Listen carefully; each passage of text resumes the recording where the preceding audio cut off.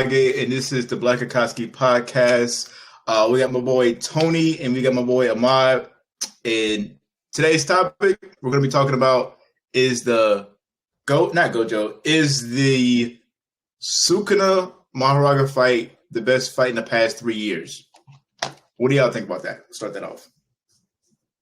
I'm going to go ahead and say yes on that one. I think it is. All right, what's your Ahmad?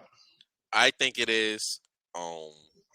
Because not only is it like eye candy, it's also just like a bunch of already famous animators like coming together to make something great. But it's for even like a story written part of just like, I feel like JJK was very serious before, but it had a lot of jokiness to it. And I feel like that's part of the reason why in the second season they had that backstory part about Gojo, because it's still kind of a lighthearted show at that point. But I feel like when the Shibuya arc happens, they're like, dang, like they really coming for our necks. Like we are not prepared for this. Yeah.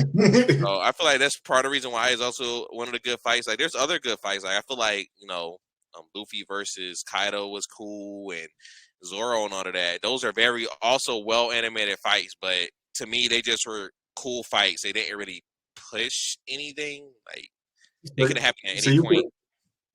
So you put Sukuna and Mahoraga over Luffy and Kaido?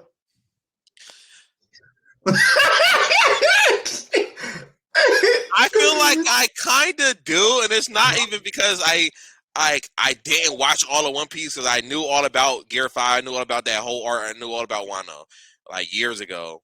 But it's just my whole thing is that like when I'm watching it, it's just Luffy getting his behind kicked the whole time. Like literally when you watch it, you're like, bruh, he's not really doing much for real. Like it looks amazing, and you could arguably like say, oh, some of the scenes look better in that than JJK.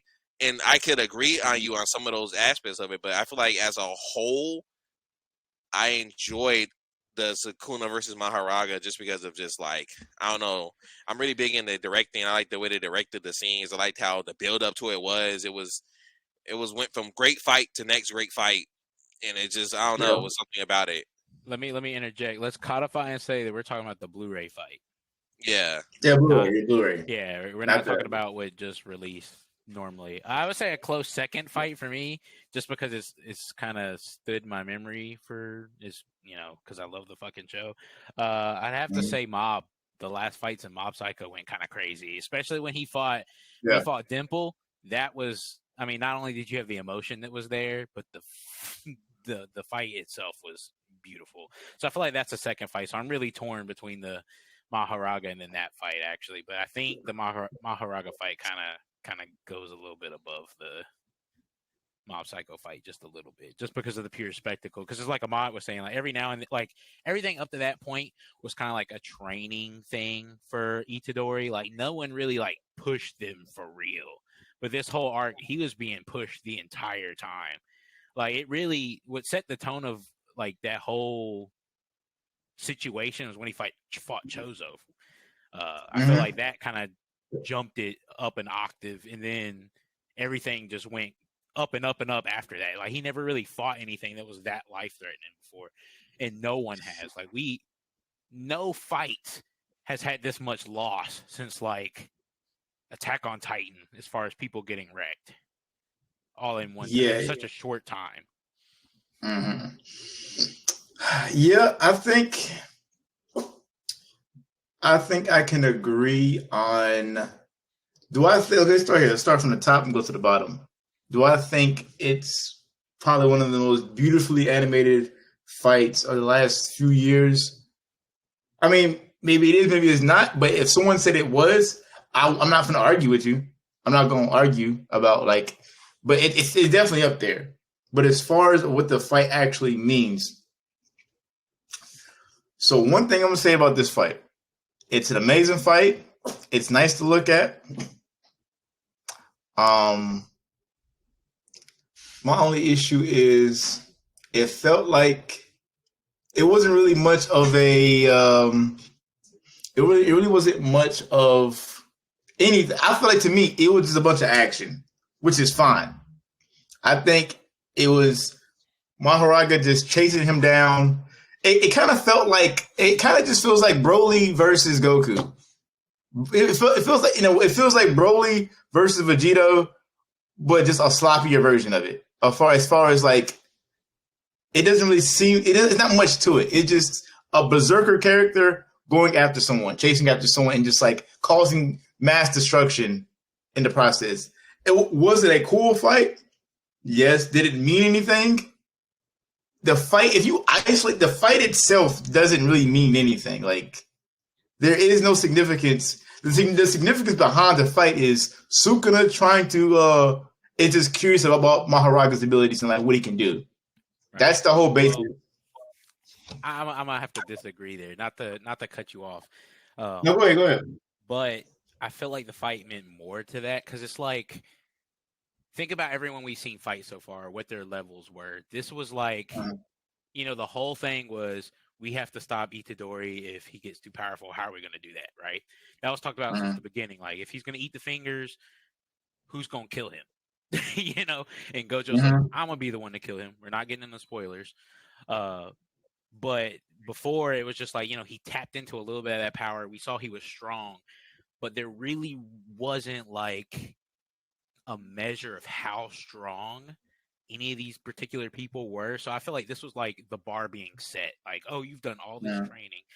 Y'all have fought all these creatures up to this point, and here comes literally world-ending beings clashing right now. It's just like, it more like it set the tone. It was like, oh, y'all thought y'all have been doing great this far? Set your expectations back to zero, sort of thing. I feel like it was more important because of that. Because not only that, it also showed like, okay, if Megumi, if he gets strong enough and is able to obtain that power, because he's got to defeat all the Shinigami in order to obtain that, he would be on another level too. But it's just to show, I feel like this fight is to show how far these characters aren't yet. They're not quite at that level that they need to be. And like, literally the whole show could have ended right there, right? Like, honestly, like if Sukuna took over for a good little bit, he could have just killed everyone. If we're being honest, he could have killed everyone there, but he didn't. He could have. He didn't. Like you're saying, he was playing around. But I feel like the fight, like I get what you're meaning with the comparison between the Dragon Ball Z fights because it's just two powerful people brawling. But it's like, this was like midway through the show. Like, the show still has so much more to go. This is more like setting the bar. Like, oh, you thought these people were strong? Oh, everyone that you thought was strong is now weak. And I also do feel like it does like build off Sukuna a lot because like Tony was saying, like, you haven't seen Sukuna do much. You've seen him in the beginning, and you see him like a few other times, like when like he got touched and he like, oh, don't touch me in the first season. It's like they like never really show his strength. They just hinted at it all the time, and it also like shows Sukuna's psyche because in that battle, like, he was killing a bunch of people like seamlessly. Yeah. Like, he literally had a whole scene. He bowing down to the bodies in a destruction because he just thinks this is a game. And it also kind of like created a bunch of situations like with the salmon dude and the what's his glasses man? What's his name? Nanami. Yeah. When Nanami, all that stuff happening, like it made Itadori get his iconic mark. Like it's like with Todo, like so many characters interacting together. The Batgirl, like that, all that would have happened if Sukuna's like presence and the threat of him possibly being awakened wasn't there. Like, that was the whole reason I'm even going there, is because they're like, oh, they're trying to get Itadori to summon back Sukuna. They're trying to get Gojo. They're trying to trap him. Like, there's so many different aspects going on, and building up to having Sukuna do that, you like, oh, so that's why they were scared, because you never really understood. You're like, oh, they're just scared because they're evil. No, you see why they were scared. You see why the people of the who are above the Jujutsu High were like, we need to kill him now. Like, you understand all that stuff from season 1 for real. So I look at it like this: it's like we didn't learn nothing that we didn't already know, outside of showing us the actual proof. Like, we know Sukuna is before. I mean, Sukuna is the strongest Jujutsu sorcerer in history. Like, that's been said. episode 1. We've been on that. And like you was talking about how he just doesn't care. At the moment the man, season 1, the moment this man got reincarnated, he said, "We're the women and children. I'm about to get rid of everybody." Like, so we already knew what type of time he was on. Episode, it's like everything we saw, we already knew he doesn't care about people, about lives. He wants chaos and destruction. He just want to fight strong. That's what he want to fight strong people. So the fight didn't really, like I said, nothing new. Was it amazing? Was it cool? Even before the fight, what's his name? Volcano Head Man. When Jogo was talking to, when Jogo was talking to, Where'd you go? What's his name? Kenjaku. He's like, "Hey, how do you think I fare against Sukuna if I was to fight him?" And Kenjaku said, he said, honestly, trying to give you kind of leeway, you're probably around 7 fingers, Sukuna. Like, best case scenario, you're 7 fingers. And then we see him eat. He's at 15 fingers during that fight. He's only 5 away from his peak strength. Again, we already know he's the strongest sorcerer in history up until a certain point. So no one is touching this man. So if we know that's the case, 5 less fingers from 20, he is still going to destroy everyone, especially Jogo. He's one of the strongest characters in the verse. There's not a lot of folks beating Jogo. Like, I know Jogo is like a meme of how Jogo's kind of weak. Jogo is arguably like, he could probably beat any jujitsu sorcerer outside of Yuta and they're like off the heavy hitters. If you're not a heavy hitter, he's beating you. So it's only maybe like 6 people Jugo couldn't beat in the whole verse. And this man Kenjaku saying you're about 7 fingers at best. So it doesn't really tell you too. Like, it's kind of like we already know the man was a monster. And again, like everything that's on the line, Sukuna already has his plan. We don't know his plan. He said, "Hey, I got my own plans. I know what I'm gonna do. I got this." So like the fight itself, there's nothing really on the line. There's no risk. And there's no if no matter what happens, this fight's gonna go. There's no consequence beside me obviously people dying. But I don't see the value outside of it being an amazing, like, if that fight doesn't happen, it doesn't really change the story. Nothing in the story gets changed. But it does. Like, it does though. Like I was gonna say too. Like, to your point about he's just a really strong guy, bro. You know how many animes where we seen this person like, I'm super strong, bro. I want all the men and children. I want all the women. I want all the desserts that I can find, bro.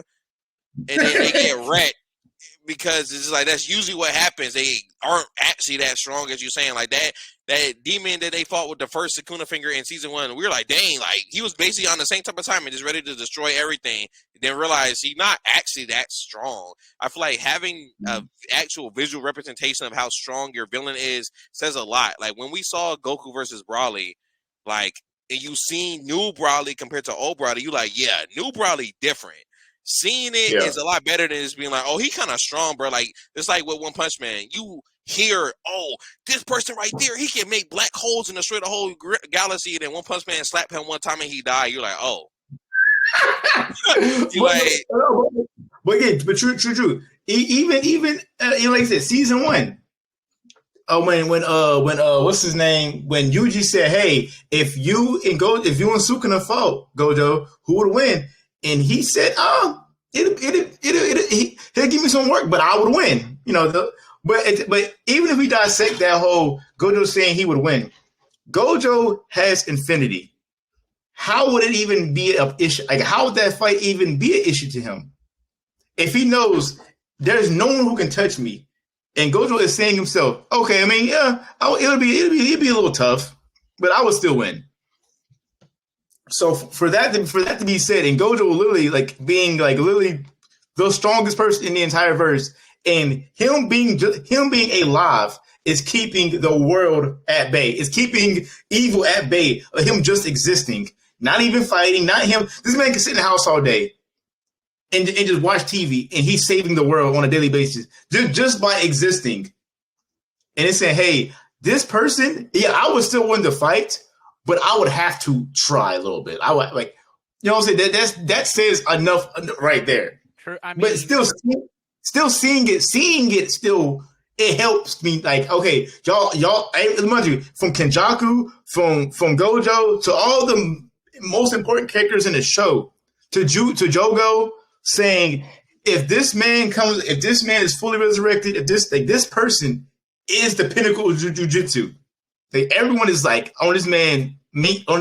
But again, seeing it would definitely helps you believe versus like Ahmad was saying, I'm the strongest person in the multiverse, blah blah blah blah blah. I can do this, I can do that, and then you get beat up by a 12-year-old kid, like in the next chapter. But yeah, no, for sure. But go ahead. Shoot, I mean, I was gonna say, like, Gojo bragging. I feel like when characters say stuff, are we taking what they say as fact, or was he just gassing himself up? You know what I'm saying? Because it's just like one of those situations where I could be like, bro, I'm the strongest in the universe all day, but if I never show that, then does what I say matter? Not saying that Gojo isn't, but like, you're just saying that, like, since Gojo said, he might give me a little bit of work. I mean, he could just be bluffing, you know what I'm saying? Like they haven't seen Sukuna for what did they say, thousands of years? Like, it could, like, yeah.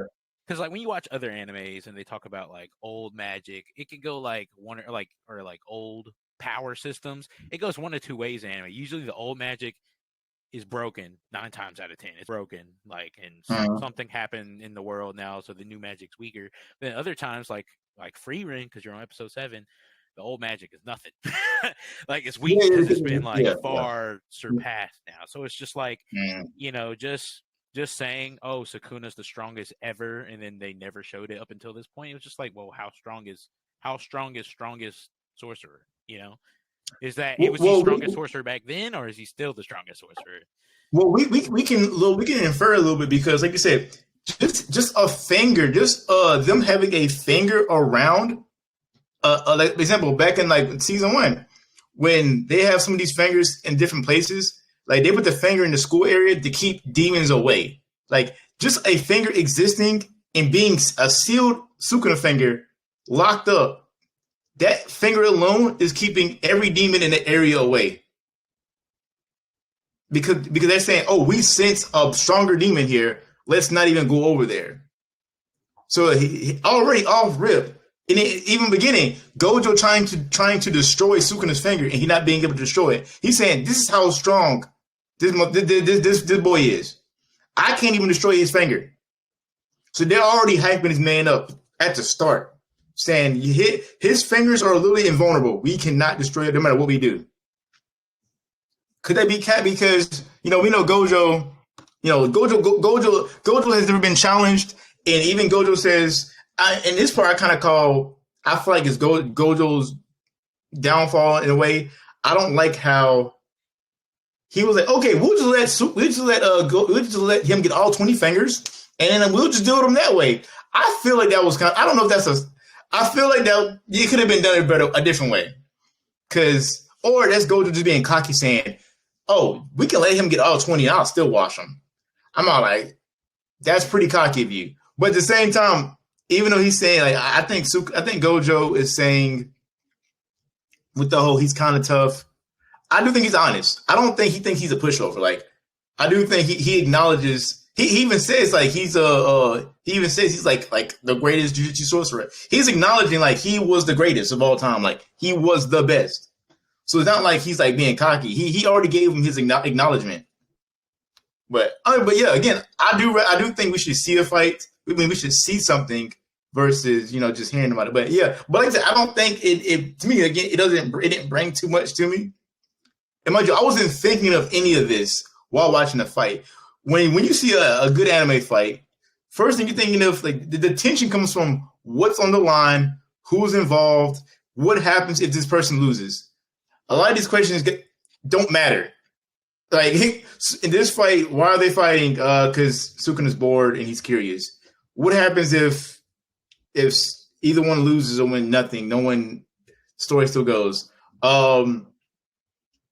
There is no ramification. The ramifications is just what's going to happen anyway. The whole city, all of Shibuya is getting destroyed. Everyone's getting messed up. There's going to be hella casualties regardless. So there's no change. That everything that's going to happen as far as damages and death is just added onto it. But yeah, like example, a good fight I like to refer to when it comes to what it means to be an actual good fight. Naruto and Sasuke Part 1. Okay, that's like my gold standard. Though. No. I'm just saying like when I look at a bar of like what if you look at a little. Your standard. What do I think? What does a good fight need to have in order for it to just be a cool looking fight? All right, what are the risks? Why are they fighting? What is the out? If they fail, what are the ramifications? Where's the tension? None of that's there. But it's a cool fight though. You didn't feel no tension of him literally like mowing through everyone like that. Like it's just like, dude, like Tony said before, there was one part where he was with Panda, the sword guy, all these people. He could have killed all of them right then and there. Like, but he didn't. It's like it shows so much character development for Sukuna that we didn't ever have. We were just an alone development. Yes, it is. It's visual storytelling. Like it was because it's like let's break down Naruto versus Sasuke. If you break it down to its bare bones, like you're doing to JJK, it's basically Naruto want his friend back because he don't hang out with him. Like Sasuke was doing his own little stuff. Sasuke was doing his own little thing. He wanted to go out and be on his own and get powerful. That was the main point of wanting to leave. He wanted to find himself in his own way. Like, if Naruto bring back Luffy? No. If Naruto wanted, if Sasuke said, "Hey, I'm leaving the village because I want to do my own thing," when Naruto been butthurt about it, sure, that's fine. If that's how you feel, go ahead. But if he said, "I'm leaving because I want to be evil and do evil stuff and go with this evil man who killed the past Hokage, I'm going to go hang with him and he's going to teach me," yeah, I got a problem with that. Versus, like I don't think Naruto would have been upset or been. Naruto's not going to go one tail cloak on Sasuke because he wants to leave and just train somewhere else and just do his own thing. It's how it happened and who he went with. There's more than there's like, again, even if he bare bones it, Naruto wants his friend to not be evil and go hang with the guy who killed and destroyed our village. But like low key, let's break it down. Was Naruto and Sasuke really friends at that point, or were they just like co-workers who had to have a strong connection because their life was on the line? Like I didn't feel like Sasuke was really his friend like that. He was never like, "Hey Sasuke, you want to go out and go to the ramen shop?" He was like, "Get away from me, loser!" Like he said that just the whole time. Like I was like, "Yo, friend." So I really like this. I know there's people that I've met for only a few months that I've grown close to than people I've known my whole life. Like I know people I'm like, I only know you a year, and you know what I'm saying? I care about you more than people I've known for 20-some years. I think they don't have a connection as far as like, hey, like you said, let's go to the mall today. They have that kind of like, we ain't got to talk about it. We just know we just know what we got. Like no weird shit. Like they know that. Example. When Itachi was saying, "Hey, you gotta get out, you gotta off your best friend and get the eyes," Sasuke is literally acknowledging, "Hey, you are my best friend." He says in the fight, "You are my best friend." Like, mind you, that's not his personality. He doesn't say that about anyone. Like, it just he's the kind of guy I rather just before he left. He didn't bother nobody else. You know what I'm saying? Even if they were like best buddies, he's not the type to say it. Like he's not gonna tell you. It's just like it is that respect he got for Naruto that's really to say, hey, we're close. We might not be like, I might not know what your favorite color is, but you know, we have a deeper connection than just hanging out as homies. Okay, if we're doing the friendship aspect then of this fight, I mean, if Sukuna had lost, Megumi would have died. because Mahoraga would have killed Megumi. He wasn't gonna lose though. I mean, I'm just saying though. Like you talk about Look, stakes, we didn't know that at the time. Okay. No. Listen. We knew that. Listen, we knew that for a fact because first of all, Sukuna is the type. Out of everything we know, Sukuna he's not gonna. He can take on something he knew he couldn't handle. Even if he wasn't sure he could handle it, first of all, narratively, it just wouldn't make sense for him to lose that fight. And best case scenario, we could argue it could go on a tie. We could say the best case, that fight, if we had zero clue, that fight could end in a tie. But that's the best case. Go ahead. I'm sorry, but like that doesn't make any sense because it's like, let's say Sukuna did lose. Then you as the viewer would understand, okay, he's still not that strong. Like they still have a chance type thing. It's like, but with what they show, it felt like, okay, they don't have a chance at all. Those are two different narrative ways that it could have went. Like there's definitely a possibility for it to be like, okay, Mahoraga is around the same power of Sukuna at his finger level at this point. So let's get Megumi to train, like be able to use Mahoraga better and be a better ally to fighting Sukuna in the future. That it could have went like that instead of how it went in the show. There's so many ways that they could have did that story. We had like we've been saying, there at this point there was no visual explanation of how strong Sukuna was until the Shibuya arc. What your perspective is all from knowing more. Yeah, right. As a viewer, it wasn't a wash. Like I would say, listen, even if I would say this, 15 Finger Sukuna versus Mahoraga still doesn't equal 15 fingers. He's like probably 12 maybe 13.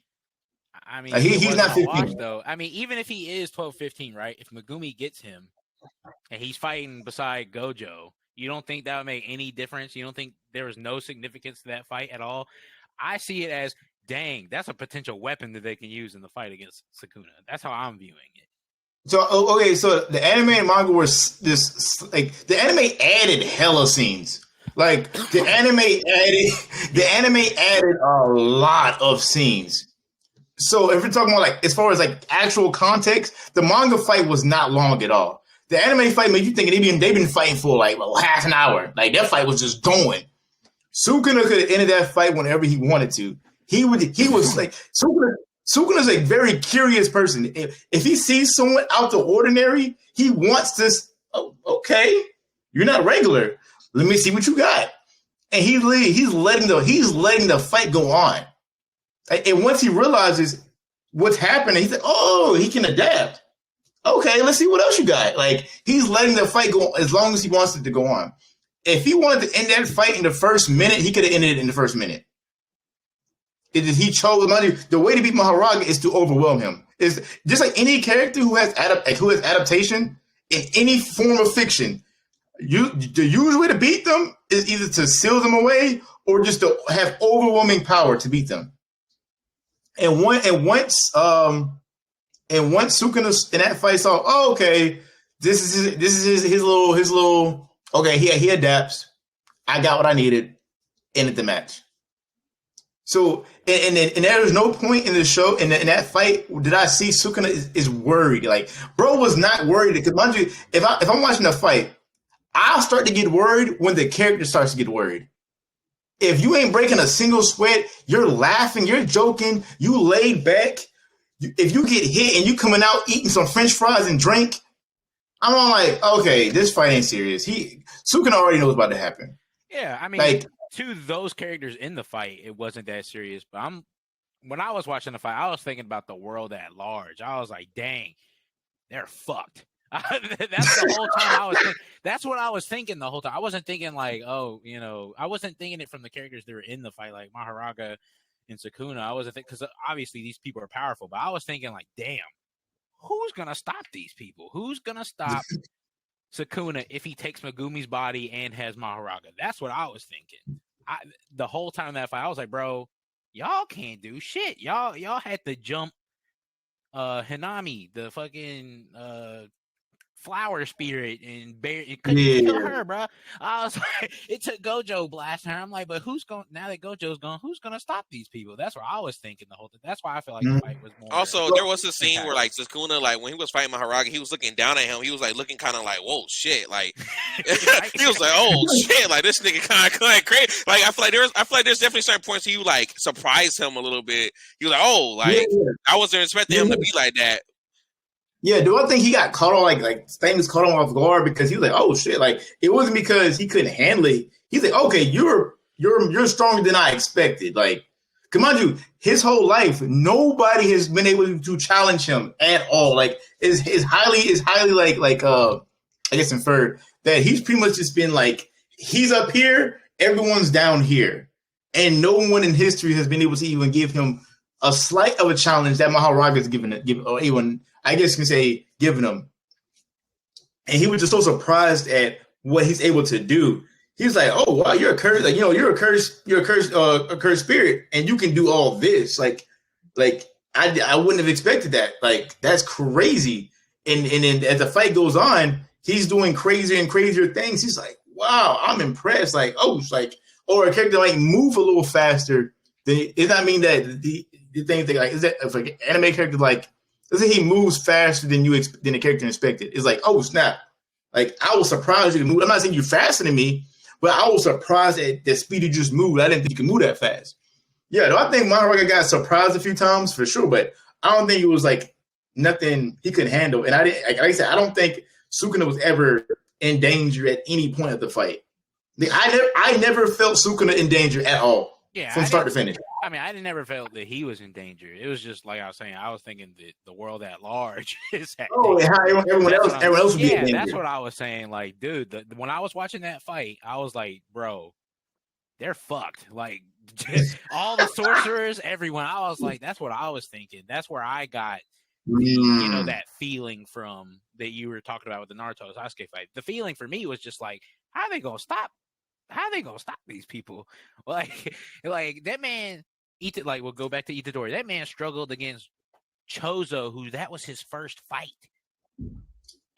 He struggled against him. That was his first fight, and then you're expecting me to believe that Itadori is going to be able to handle Sukuna in his belly and turn him off when Sukuna's been running wild for, what was it, like hours at that point? How long was it? Yeah, it was a little minute. It was a grip. And I'm just like, there's no one besides Gojo that could save him. And he's sealed. So I was just thinking like, dude, this whole sheboing is done. Like, they're done. Like, there's literally someone on a broom, dude. They only could fly on a broom. Y'all are cooked. Like she got other girl got a pistol and a bow. Like, that's y'all's backup. Y'all are fucked. I'm no cap. Yo, listen, all of them need to just quit. I feel like they're all useless. I was like, bro, all y'all suck. All y'all are, that whole, I don't know, Jiu-Jitsu Sorcerer East, whatever they want to be called. I was like, hey man, y'all get us some food and water. I don't see them, like I said, the only people that was like, maybe they could do something. I thought of Yuta, but I was like, nah, Yuta getting smacked. I don't see Yuta even being able to do nothing against this Sukuna.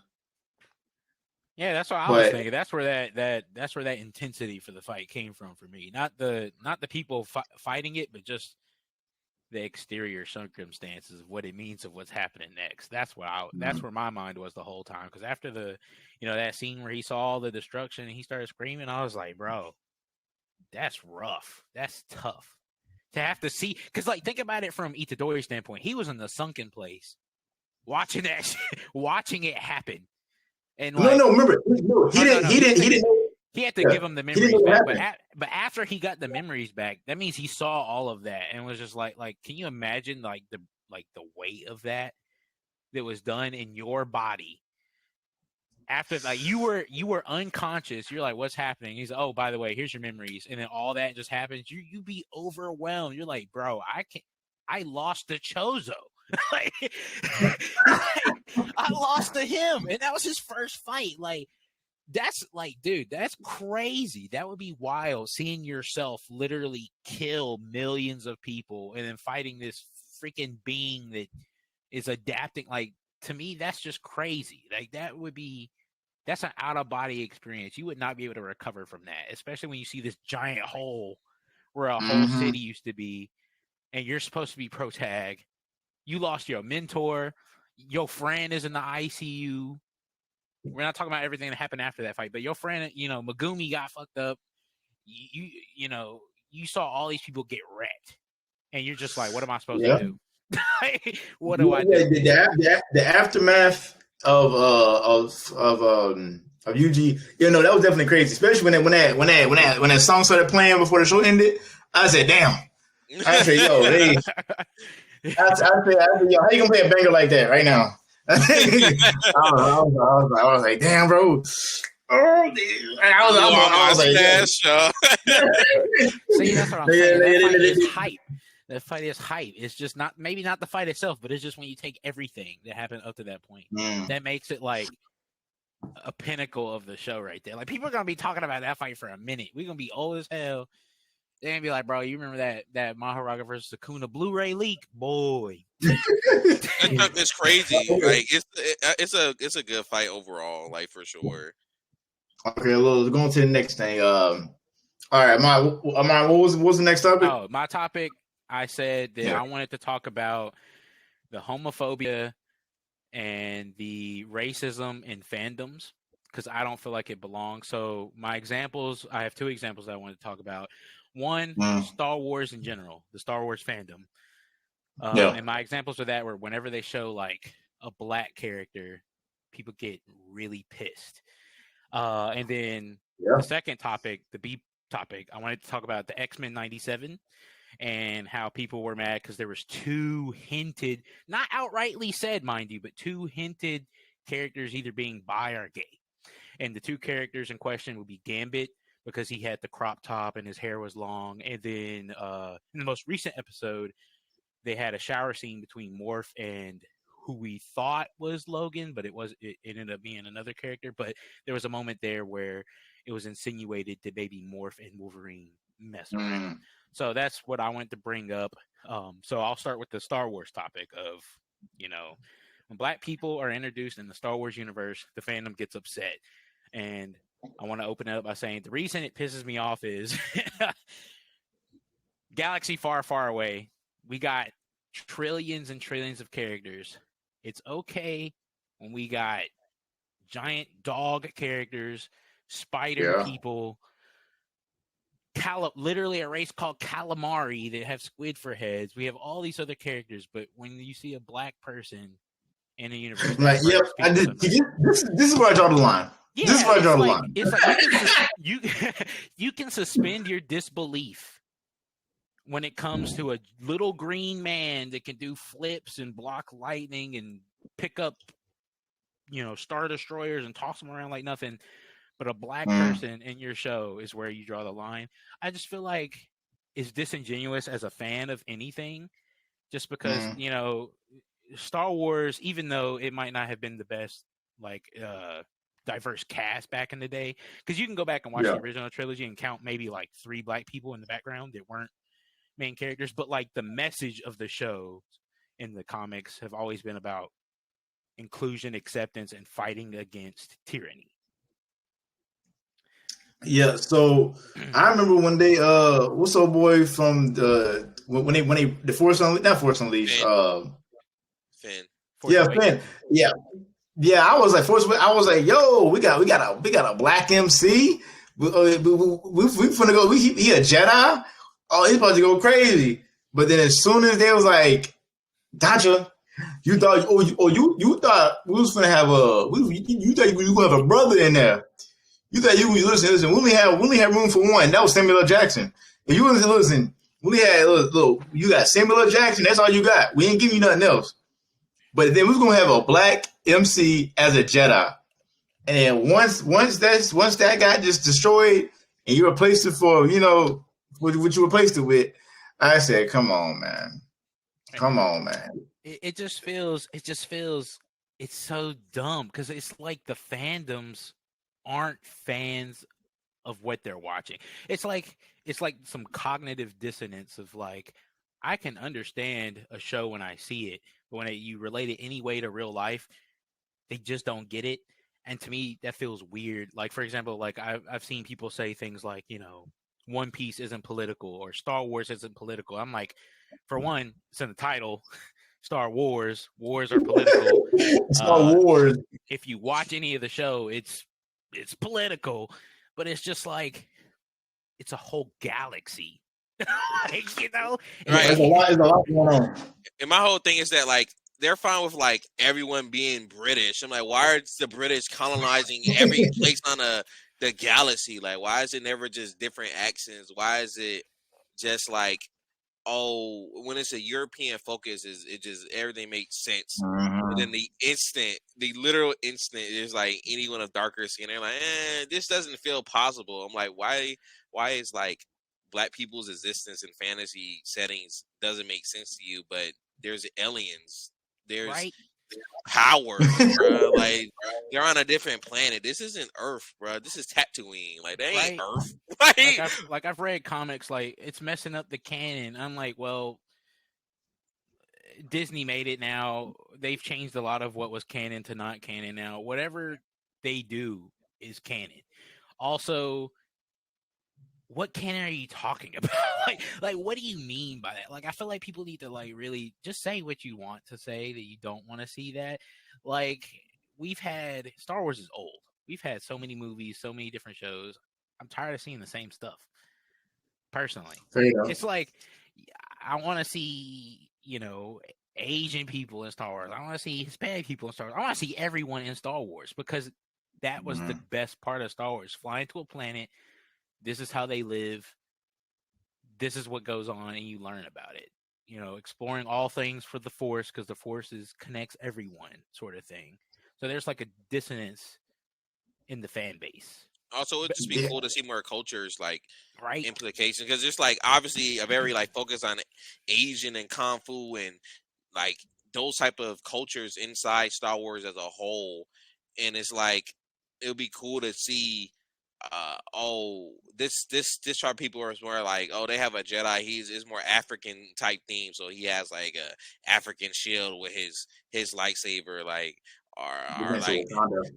For real, it's like I just feel like they're losing a lot of cool stories because people are racist and homophobic. Like, right? It's kind of weird. I think fans and people they just don't know what they want. They just don't know what they want, and they know what they don't know what they want, and they do know what they don't want. And they be like, we don't want no Black folks in here. That's what I do know. Or we don't want this type of person. We don't want a LGBTQIA plus person. We don't want any kind of. We want just. Actually, they don't know what they want. And so I watched the Force Awakens.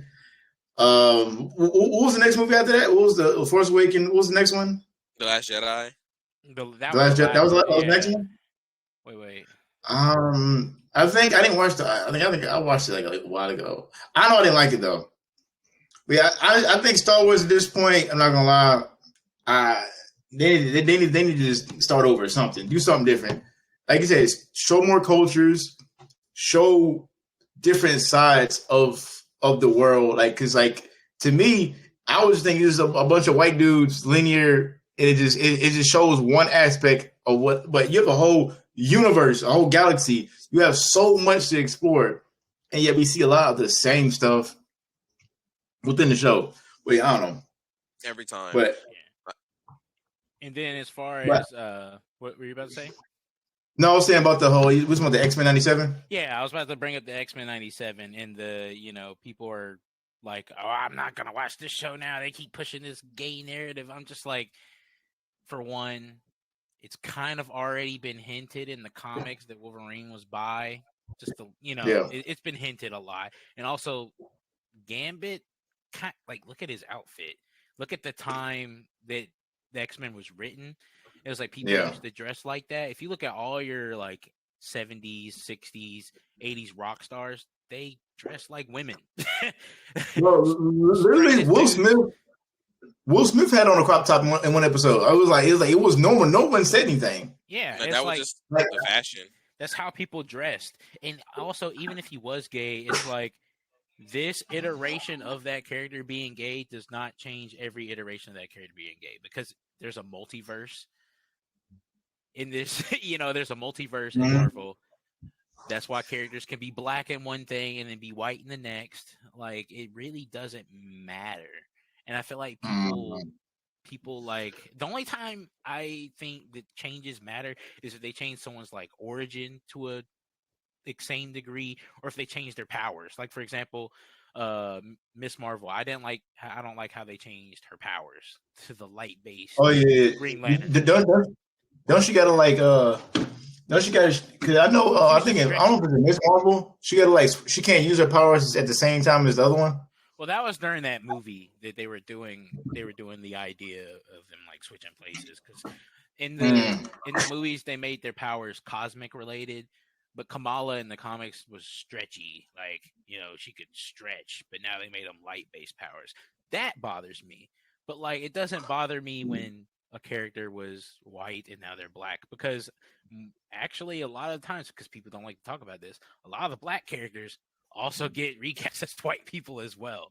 Yeah, like they don't say anything. Look, the prime example people like to use is so can Black Panther be white?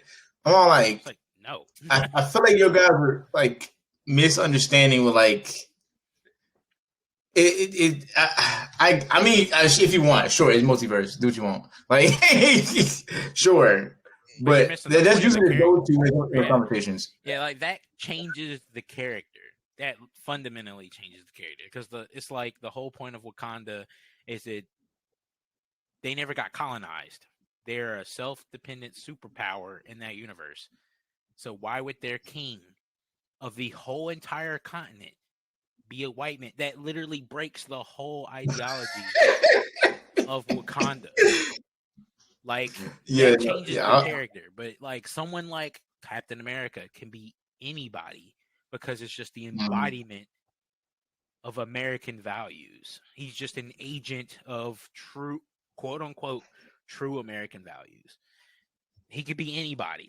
But someone like Black Panther, he's gotta be black because of the lore that's built. It seems like it seems so straightforward to understand, but it's just like there's so much rage in this whenever there's like a slightly gay character or they change. Because like I'll take another character for example in She-Hulk. There was a character, Wrecking Ball or whatever, that attacked She-Hulk. They attacked her. That character's black in the comics. In that show, he was white. He's literally black. He's always been black in the comics. He was white in that show. No one says anything. But they switch, someone to something else, and it's such a. I hate like crying. April, like Rise of TMNT. They switch her to April. black characters. Like, oh, bro, this is the worst generation, and then it's like, actually, she's the best one because she's the actual one who actually like does things. In the 2012, they had this whole interspecies relationship. Why would you want that for a child? That's weird, bro. She tried to do things here and there in the series, but it's like Black April did the most. She was more part of the family. In other iterations, she was just kind of like a reporter damsel. Lady, damsel. Like it's like they made her character better overall, and that doesn't necessarily tie to her being black, but it's like her being black doesn't really matter. She could have been white and still did it the same way. It doesn't matter. Exactly. They literally hinted at a turtle multiverse in the series anyway. Like it doesn't really matter because the character as a whole got represented way better than she's ever have. So what's the problem with that? I don't really get that.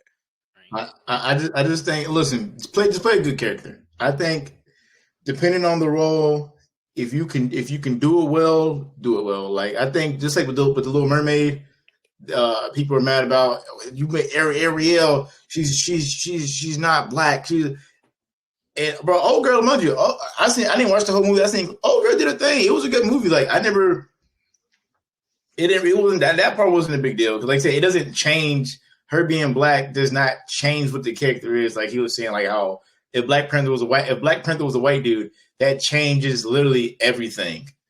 So yeah, listen, anyone can be anything as long as you don't change what their character represents and fundamentals. Like It should be okay. It shouldn't be a big Also, deal. with the Little Mermaid, it's literally shown that he be having sex with like every fish in the ocean. He got multiple different kids, multiple different races, but you only cared when they focus on Ariel being black. When he got an Asian daughter, he got a white daughter, he got a Hispanic daughter, he got races from all over the planet. Like he's going crazy on them fishes in the ocean. Like That's crazy, bro. Yeah. But anyway, hey, look. But to wrap this up, how we usually do it is, hey, y'all got any anime recommendations for us? Read Dan to Dan. I know it's about to get animated, but you should read it. I say that almost every time. Yata Kuta. You should watch Freerun if you're not. It's a slow burn, but it's so good. It just ended, so you can get caught up and binge it. What else? What else is good? Karu Gabachi, or that hype beast manga. Kagurabachi. Yeah, that show I've been reading it. It's pretty good. This one I don't know how to say this name, but it's in backwards. You revert it. It's not bad. Is it Jujika no Rorunkun? Yeah, but don't read it if you don't like adult themes. It's really adult and graphic. Really graphic. Yeah, graphic, very graphic. So Bet. All right, well look, that's episode 1. Any lasting words? You think y'all got anything else? Watch One Piece. I've started my journey. It is actually good. It's not mid. What episode are you on? I'm on like episode 110 now. So I mean, I'm not too deep, but I get it. I get it now. I understand. Do you think it's the greatest anime ever made, though? I wouldn't say all that, but then that's enough said. You don't have to add any more. You don't have to add any more. One Piece. Everyone knew One Piece was good, but niggas that like it's the best show ever created. That's the problem.